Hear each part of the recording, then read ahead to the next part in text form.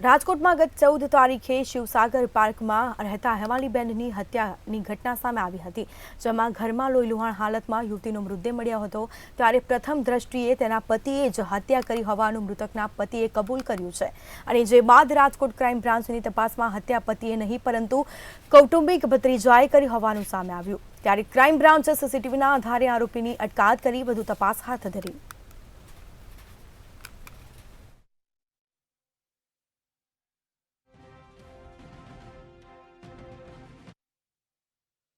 એમાં જે હકીકત હતી કે બપોરના સમયે લગભગ 3-1 વાગે તેઓ હેમાલીબેનના ઘરે ગયા અને એને એક 1.5 વર્ષની બેબી હતી।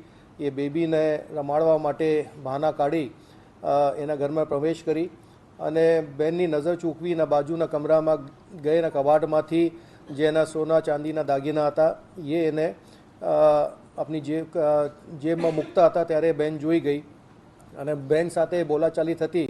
એના પહેલાં એને ગળા દબાવવાની કોશિશ કરી અને ત્યારબાદ એક જે કાતર હતું, ત્યાં બાજુમાં નાની કાતર હતી, એ કાતર એને ગળામાં મારી નાખી અને ત્યાંથી બધા પૈસા, રોકડ રકમ અને સોના ચાંદી દાગીના લઈ અને તેઓની મહિલા મિત્ર સાથે આ લોગ ફરવા માટે નીકળી ગયા હતા।